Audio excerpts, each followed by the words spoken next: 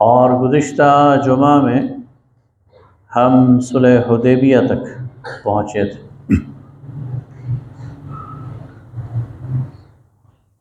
صلح حدیبیہ سے مسلمان جب فارغ ہوئے اور واپس پہنچے تو نبی صلی اللہ علیہ وسلم نے قریش سے فراغت کے بعد یہود کی طرف توجہ فرمائی، اس لیے کہ غزوہ احزاب میں مدینے پر جو حملہ ہوا تھا اور جس میں سارا عرب اور قریش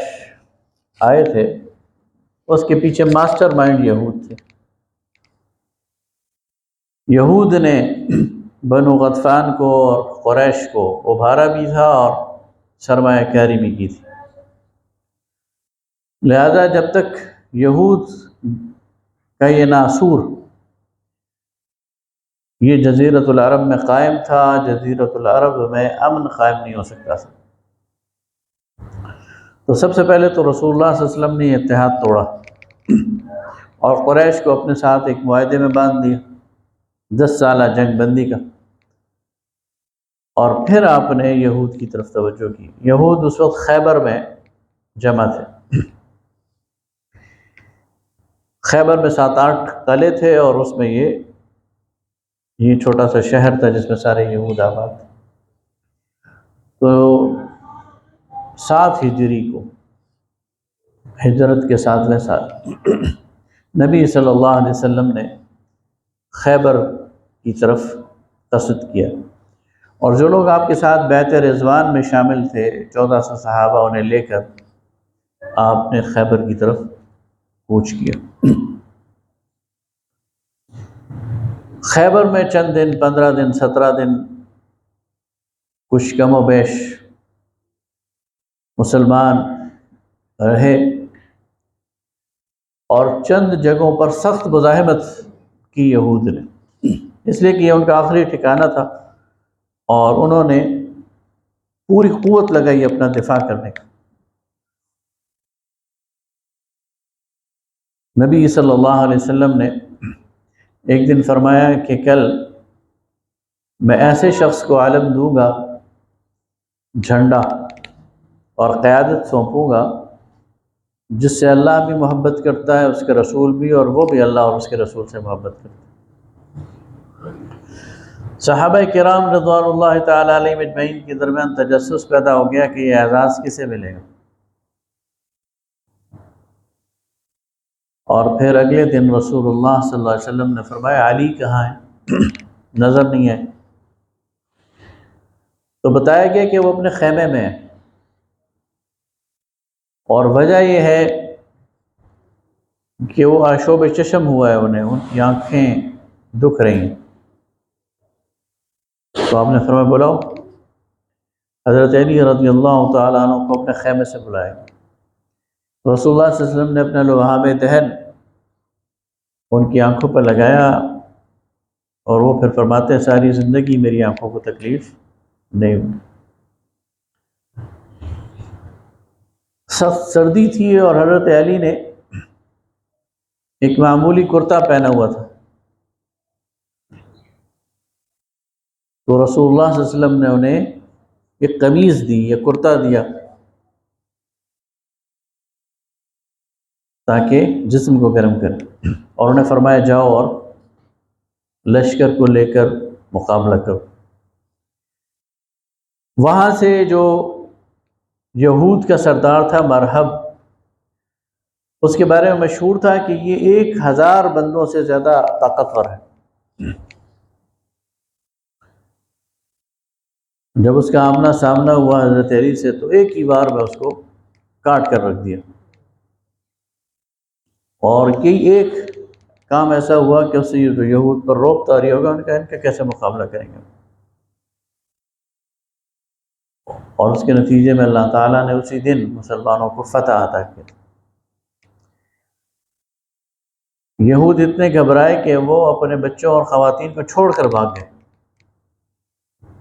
اور اپنا مال اور اسباب چھوڑ کر بھاگ گئے۔ یہ خیبر کی فتح جسے اللہ تعالیٰ نے اس کی خوشخبری حدیبیہ کے موقع پہ ہی دے دی تھی کہ وہ مغانم کثیرہ،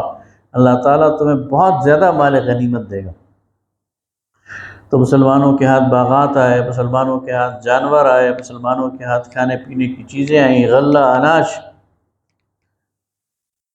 اور مدینہ میں جہاں مسلمان تنگ دستی کی زندگی بسر کر رہے تھے، اللہ تعالیٰ نے ان کو غنی کر دیا اور اللہ تعالیٰ نے ان کے اندر کشائش پیدا کر دی۔ حضرت عائشہ صدیقہ رضی اللہ تعالی عنہ فرماتی ہیں کہ خیبر کی فتح سے پہلے تو صورتحال یہ تھی کہ اگر ہمارے گھر میں ایک دن چولہا جلے تو کئی دن نہیں جلتا تھا، روزانہ روٹین کے ساتھ ہمارے ہاں کھانا نہیں بنتا تھا، اور ایک دن میں 2 بار تو بالکل بھی نہیں بنتا تھا۔ یعنی رسول اللہ صلی اللہ علیہ وسلم نے ایک دن میں 2 بار کھانا نہیں کھایا، اور کئی دن فاقہ بھی کیا۔ لیکن خیبر کے بعد یہ ہوا کہ اللہ تعالیٰ نے ہمیں کھانے پینے کے حوالے سے اور رزق کے حوالے سے کشادگی دے دی، اور پھر اس کے بعد ایسی کیفیت ہم پر نہیں ہے۔ اسی خیبر کے موقع پر جس دن خیبر فتح ہوا ہے، رسول اللہ صلی اللہ علیہ وسلم کو ایک اور خوشی بھی ملی، اور وہ خوشی یہ تھی کہ رسول اللہ صلی اللہ علیہ وسلم کے چچا زاد بھائی حضرت علی کے بڑے بھائی حضرت جعفر طیار، یہ مکہ میں حبشہ کی طرف ہجرت کر گئے تھے نبوت کے 5ویں سال۔ تو 14-15 سال بعد یہ حبشہ سے واپس آئے، تو عین فتح خیبر کے دن ان کی رسول اللہ سے ملاقات ہوئی۔ تو رسول اللہ صلی اللہ علیہ وسلم نے فرمایا کہ مجھے نہیں معلوم کہ آج مجھے خیبر کی فتح کی زیادہ خوشی ہے یا جعفر کے واپس آنے کی زیادہ خوشی۔ اور ان کے ساتھ حضرت ابو موسیٰ اشعری رضی اللہ تعالیٰ عنہ، ان کا پورا قبیلہ بھی آیا، یہ بھی حبشہ میں تھے اور یہ واپس آئے۔ اور ان کے ساتھ حضرت ابو ہریرہ رضی اللہ تعالیٰ عنہ، یہ بھی مسلمان ہو کر خیبر میں مسلمانوں کے ساتھ ملے، اور ان سب کو رسول اللہ صلی اللہ علیہ وسلم نے خیبر کے مال غنیمت میں شامل کیا۔ یہ ایک بہت بڑی فتح تھی مسلمانوں کی، اور پورے جزیرۃ العرب میں پھر کوئی ایسی طاقت نہیں بچی جو مسلمانوں کے مقابلے میں مزاحم ہو سکے، کھڑی ہو سکے، مسلمانوں کا راستہ روک سکے۔ اور پھر اس کے بعد آپ صلی اللہ علیہ وسلم نے 7ویں ہی سال، وہ جو پچھلے سال کے عمرہ کا فیصلہ تھا جو نہیں ہو سکا تھا، تو وہ دوبارہ عمرہ کرنے کے لیے ارادہ فرمایا، اور پھر آپ انہی 1400 صحابہ کے ساتھ جو آپ کے ساتھ پہلے دفعہ موجود تھے، آپ نے عمرہ کا قصد کیا، ارادہ کیا، اور 3 دن تک مکہ میں رہ کر عمرہ بھی ادا کیا اور قربانی بھی کی، اور 3 دن بعد پھر آپ واپس تشریف لے گئے۔ جب صلح حدیبیہ ہوئی تھی تو مسلمان اور مشرکین مکہ ان کے درمیان یہ طے ہوا تھا کہ 10 سال کا جنگ بندی کا معاہدہ ہے، 10 سال تک فریقین ایک دوسرے کے خلاف کوئی کارروائی نہیں کریں۔ اس معاہدے میں مشرکین کی طرف سے ایک قبیلہ تھا بنی بکر، وہ مشرکین کی طرف سے شامل ہو گیا، اور بنی خزاعہ یہ مسلمانوں کی طرف سے شامل ہو گیا۔ یعنی بنی خزاعہ نے مسلمانوں کی دوستی اختیار کر لی، اور بنی بکر نے قریش کی دوستی اختیار کر لی، اور انہوں نے کہا ہم بھی اس معاہدے کے پابند ہیں۔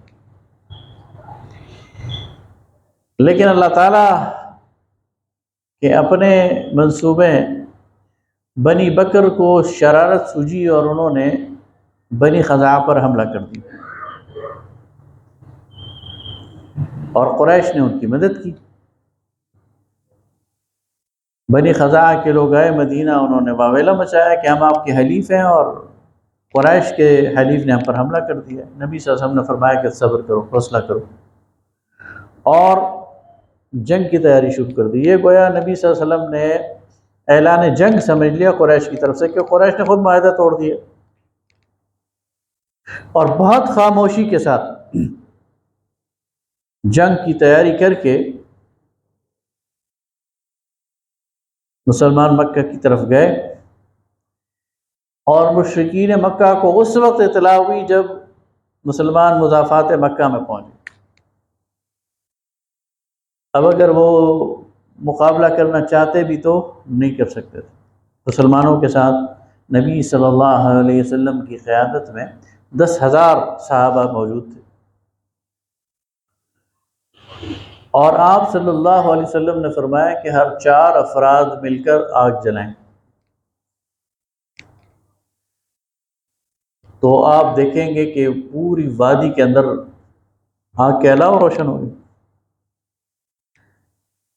ابو سفیان رات کو اپنے کچھ ساتھیوں کے ساتھ حالات کا جائزہ لینے کے لیے جب ایک پہاڑی پہ چڑھا تو اس نے دیکھا کہ پوری وادی آگ سے بھری ہوئی ہے، تو اس نے کہا یہ تو ہزاروں کا لشکر ہے، ان کا کون مقابلہ کر سکتا ہے؟ اور اگر ان کا مقابلہ کیا بھی تو یہ تو ہمیں ادھیڑ کر رکھ دیں گے، یہ تو کچھ بھی نہیں چھوڑیں گے۔ اتنے میں حضرت عباس رضی اللہ تعالیٰ عنہ جو رسول اللہ کے چچا ہیں، انہوں نے ابو سفیان کو کہا کہ ابو سفیان کیا اب بھی تمہیں عقل نہیں ہے؟ اس نے کہا واللہ اگر ہمارے بتوں میں، لات میں، عزا میں کوئی جان ہوتی، کوئی حقیقت ہوتی تو ہم بچا لیتے، لیکن ہمیں دیکھا ہے کہ ہر موقع پر ہمارے بتوں نے ہمیں دھوکہ دیا ہے، تو یہ جھوٹے بت ہیں، اور محمد صلی اللہ علیہ وسلم کا جو خدا ہے وہ سچا ہے۔ حضرت عباس نے کہا میں تمہیں رسول اللہ کی خدمت میں لے چلتا ہوں، اور ان کے سامنے سرنڈر ہو جاؤ، مجھے امید ہے تمہیں معاف کر دوں۔ اس نے کہا اب بھی میرے دل میں کوئی کھٹک ہے، میں اپنے بتوں کو جھوٹا تو سمجھتا ہوں، لیکن آپ اللہ کے رسول ہیں، ابھی اس پر مجھے میرا دل مطمئن نہیں ہے۔ حضرت عباس نے کہا اب بھی سنبھل جاؤ ورنہ تمہاری گردن ماری جائے گی، اور اسی حال میں اسے کھینچ کر رسول اللہ صلی اللہ علیہ وسلم کے خیمے میں لے گئے۔ آپ صلی اللہ علیہ وسلم نے اور حضرت عباس نے کہا یا رسول اللہ یہ ذرا اعزاز پسند آدمی ہے، اسے کوئی اعزاز دے دیجیے۔ آپ نے فرمایا ابو سفیان جاؤ تمہیں معاف کیا، اور جسے تم نے امان دی اسے ہم نے امان دے دی۔ تو جو شخص کل بیت اللہ کے احاطے میں آ جائے گا وہ مامون ہے، اسے امان ہے، اور جو اپنے گھر کا دروازہ بند کر لے گا وہ بھی مامون ہے، اور جو ابو سفیان کے گھر میں چلا جائے گا وہ بھی مامون ہے۔ اس کے لیے بات بڑی تھی، وہ جا کر مکہ میں اس نے اعلان کر دیا کہ محمد صلی اللہ علیہ وسلم کی طرف سے اعلان امن ہے، جو بیت اللہ کے احاطے میں آ گیا اس کے لیے امن ہے، جو اب میرے گھر میں آ گیا اس کے لیے امن ہے۔ لوگوں نے کہا تیرا برا ہو، تیرے گھر میں کتنے لوگ آئیں گے؟ انہوں نے کہا جو اپنے اپنے گھر میں بھی رہے گا اور اپنا دروازہ بند کر لے گا اس کے لیے بھی امن ہے۔ اور اگلے دن رسول اللہ صلی اللہ علیہ وسلم صحابہ کرام کے ہمراہ وہ مکہ کی طرف چل پڑے۔ اگر آپ نے آج عمرہ اور حج جن لوگوں نے کیا ہے تو بیت اللہ کا ایک دروازہ ہے باب الفتح، یہ وہ راستہ ہے جہاں سے رسول اللہ صلی اللہ علیہ وسلم نے مکہ کے اندر وہ داخل ہوئے۔ راستے میں چند نوجوانوں نے کچھ چھیڑ چھاڑ کرنے کی کوشش کی تو حضرت خالد ابن ولید نے ان کو مار بھگایا، اس کے علاوہ کوئی مزاحمت نہیں۔ یہاں تک کہ مسلمان وہ سارے کے سارے مکہ میں آ گئے، بیت اللہ کے احاطے میں کھڑے ہو گئے۔ تو سب سے پہلا کام یہ کیا رسول اللہ صلی اللہ علیہ وسلم نے کہ حضرت علی کو اور بعض صحابہ کو کہا کہ سارے بتوں کو توڑ دو، اور ظہر کا وقت ہونے سے پہلے پہلے بیت اللہ کے اندر اور اس کے آس پاس اور دائیں بائیں مکہ کی ماحول میں جتنے بت تھے سارے توڑ دیے۔ پھر آپ صلی اللہ علیہ وسلم نے حضرت بلال رضی اللہ تعالیٰ عنہ کو کہا بلال کعبہ کی چھت پر چڑھ جاؤ اور اذان دو۔ اب یہ بہت بڑا اعزاز تھا، لیکن رسول اللہ صلی اللہ علیہ وسلم نے اس اعزاز کے لیے حضرت بلال حبشی رضی اللہ تعالیٰ عنہ کو منتخب کیا۔ وہ بیت اللہ کی چھت پہ چڑھے، انہوں نے اذان دی، اور سارا قریش کا مجمع وہ سر جھکائے کھڑا تھا، کسی میں ہمت نہیں تھی کہ وہ کوئی چوں بھی کر سکے۔ قریش کی حکومت میں، قریش کے غلبے کے دور میں کوئی غلام یہ تصور بھی نہیں کر سکتا تھا کہ وہ بیت اللہ کی چھت پہ چڑھ جائے، لیکن یہ تو معاملہ الٹ چکا تھا، انقلاب آ چکا تھا، تبدیلی آ چکی تھی۔ رسول اللہ صلی اللہ علیہ وسلم نے خود بیت اللہ کے جو دروازہ ہے ملتزم، اس پر چڑھ کر اس کی جو پٹ ہے اس پر ہاتھ رکھ کر خود پر ارشاد فرمایا، کہا تمہارا کیا خیال ہے، آج میں تمہارے ساتھ کیا سلوک کروں گا؟ اب ان لوگوں نے رسول اللہ کو ستایا تھا، ان لوگوں نے رسول اللہ صلی اللہ علیہ وسلم کو مکہ سے نکلنے پر مجبور کیا تھا، انہوں نے رسول اللہ صلی اللہ علیہ وسلم کے ساتھیوں کو ستایا تھا، انہوں نے عمار یاسر کے والد کو شہید کیا تھا، یاسر کو، اس کی والدہ سمیہ کو شہید کیا تھا، ان کی گردن پر خون تھا مسلمانوں کا، یہ لشکر لے کر مدینہ پہ چڑھائی کی تھی، انہوں نے مجرم تھے سارے کے سارے، اور ان سب کے قتل کا حکم دے دیا جاتا تو عین انصاف تھا۔ رسول اللہ صلی اللہ علیہ وسلم نے فرمایا تمہارا کیا خیال ہے، میں تمہارے بارے میں کیا فیصلہ کروں گا؟ تو انہوں نے یک زبان ہو کر کہا آپ ہمارے کریم بھائی ہیں، عزت دار بھائی ہیں، اور آپ سے ہمیں کرم اور رحم کی امید ہے۔ آپ نے فرمایا میں تمہارے ساتھ وہی سلوک کروں گا جو حضرت یوسف نے اپنے بھائیوں کے ساتھ کیا تھا۔ لا تثریب علیکم اليوم، آج تم پر کوئی بھی تمہارے لیے ملامت کی بات نہیں ہے۔ اذهبوا انتم الطلقاء، جاؤ تمہیں چھوڑ دیا۔ اور اس کے بعد پھر آپ صلی اللہ علیہ وسلم نے مکہ کے اندر جو اصلاحات کرنی تھی وہ کی، مکہ کا مؤذن مقرر کر دیا، وہاں کا گورنر عتاب بن اسید کو مقرر کر دیا، اور پھر آپ نے طائف کا رخ کیا، اس لیے کہ مکہ کی تبدیلی طائف کے بغیر یہ ممکن نہیں تھی۔ طائف میں اگر مشرکین کا گڑھ قائم رہتا تو وہ کسی بھی وقت مکہ کے لیے مشکلات پیدا کر سکتے۔ آج بھی جو لوگ وہاں جاتے ہیں تو انہیں معلوم ہے متصل بستیاں ہیں، 60-70 میل کا فاصلہ ہے دونوں کے درمیان، پہاڑی علاقہ۔ وہ لوگ محاصرہ انہوں نے کر، یعنی وہ لوگ قلعہ بند ہو گئے، مسلمانوں نے محاصرہ کر لیا۔ محاصرہ جب طویل ہو گیا تو رسول اللہ صلی اللہ علیہ وسلم نے مشورہ کیا، تو صحابہ نے آپ کو مشورہ دیا کہ یا رسول اللہ ان کا زور ٹوٹ گیا ہے، انہوں نے مسلمانوں کا زور دیکھ لیا ہے، یہ مسلمانوں کے خلاف اقدام نہیں کر سکتے، اس لیے آپ نے محاصرہ چھوڑ دیا اور مدینہ واپس آ گئے۔ تو طائف کا وفد پھر مدینہ آیا اور انہوں نے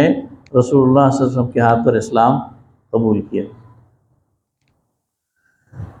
تو اس طرح جزیرۃ العرب کے اندر رسول اللہ صلی اللہ علیہ وسلم کی قیادت میں توحید کا پرچم یہ لہرانے لگ گیا، اور اس کے نتیجے میں مسلمانوں کی جو قوت ہے اس کے مقابلے میں کوئی اور قوت وہ قائم نہ رہی، اور جو بیت اللہ ہے وہ بھی عملاً توحید کا مرکز بن گیا۔ اس کے بعد جو سال ہے وہ عام الوفود کہلاتا ہے۔ ہر طرف سے پھر نبی صلی اللہ علیہ وسلم کے پاس وفود آنے شروع ہو گئے، لوگ آنے شروع ہو گئے، قبائل آنے شروع ہو گئے، ان کے نمائندے آنے شروع ہو گئے، اور انہوں نے اسلام قبول کرنا شروع کر دیا۔ تو اس ایک سال میں جتنے لوگ مسلمان ہوئے ہیں گزشتہ 21-22 سال میں نہیں ہوئے، اس لیے کہ لوگوں نے اپنی آنکھوں سے دیکھ لیا کہ وہ مسلمان جو کمزور تھے، وہ مسلمان جن کی کوئی طاقت نہیں تھی، کوئی حیثیت نہیں تھی، اللہ نے ان کو غالب کر دیا۔ یقیناً ان کا رب طاقتور ہے، بے سر و سامانی کی حالت میں اگر وہ ان کو عزت دے رہا ہے، شرف دے رہا ہے، تو پھر یہ دین سچا ہے۔ اسی کی طرف وہ سورہ نصر میں اشارہ بھی ہے، اذا جاء نصر اللہ والفتح ورأیت الناس يدخلون فی دین اللہ افواجا، جب اللہ کی مدد آئی اور فتح ہوئی اور تم نے دیکھا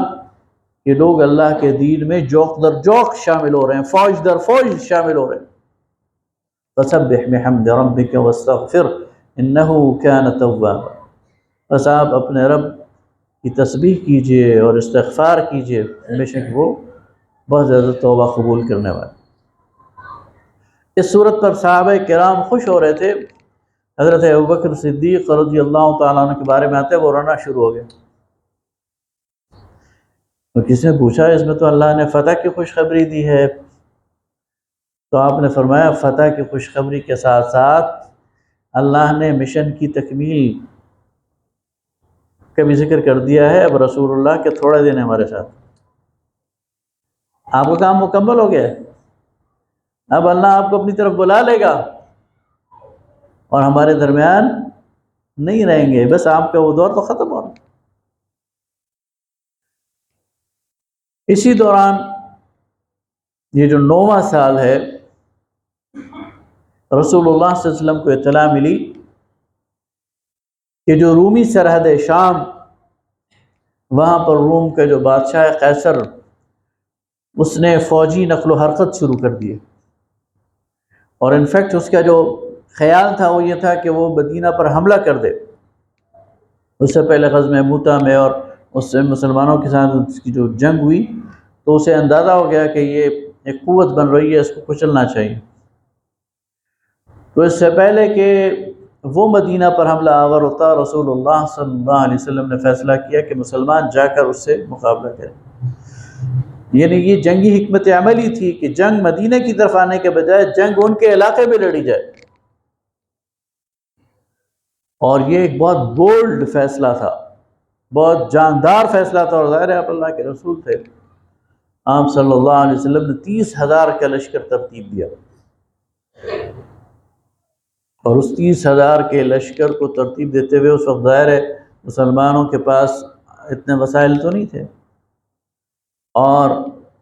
سواریاں اتنی نہیں تھیں، تو آپ صلی اللہ علیہ وسلم نے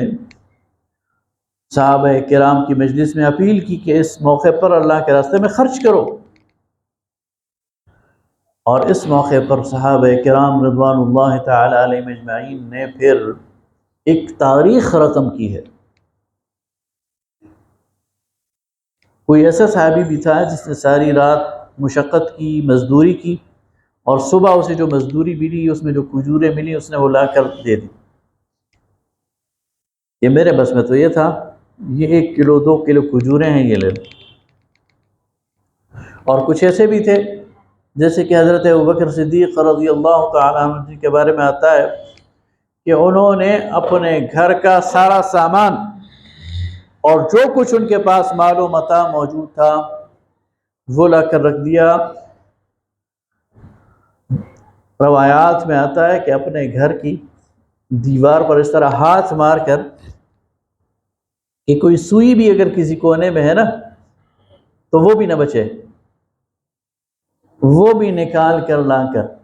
چاہے وہ برتن تھے، چاہے وہ کپڑے تھے، چاہے وہ مال تھا، چاہے وہ اناج تھا، وہ سارا کا سارا لا کر دے دیا۔ حضرت عمر رضی اللہ تعالیٰ عنہ نے اپنے گھر کے سامان کو 2 حصوں میں تقسیم کیا، آدھا پیش کر دیا۔ حضرت عثمان غنی رضی اللہ تعالیٰ عنہ، اللہ تعالیٰ نے انہیں بہت دیا تھا، تو 900 اونٹ غلے سے لدے لدائے وہ پیش کیے، اور 1000 سونے کے سکے وہ بھی پیش کر دیے۔ اور اسی طرح سارے صحابہ کرام رضوان اللہ تعالی علیہم اجمعین نے جو کچھ ان کے پاس تھا اور جتنا کچھ تھا اور جیسا تھا، پورے ذوق اور شوق کے ساتھ، اور اللہ کے لیے، اللہ کے رسول صلی اللہ علیہ وسلم کی پکار پر انہوں نے لبیک کہا، اور یہ لشکر تیار ہو گیا۔ اللہ تعالیٰ نے اس میں اتنا روب ڈال دیا کہ مسلمان مدینہ میں تیاری کر رہے تھے، اور وہاں قیصر روم جب اسے اطلاع ملی کہ مسلمانوں نے لشکر نکال دیا ہے ہمارے خلاف، تو اس نے اپنا ارادہ ملتوی کر دیا۔ مسلمان وہاں گئے، تبوک کے مقام پر مسلمانوں نے 20 دن قیام کیا، ارد گرد کے قبائل کے ساتھ اپنی ساری معاہدے کیے، اور پورے عرب میں مسلمانوں کا ایک رعب قائم ہو گیا، اور واپس مظفر و منصور اور فتح مند مسلمان آئے، اور عیسائیوں کو ان کا مقابلہ کرنے کی جرأت نہیں ہوئی۔ تو یہ تھا غزوہ تبوک جس میں اللہ تعالیٰ نے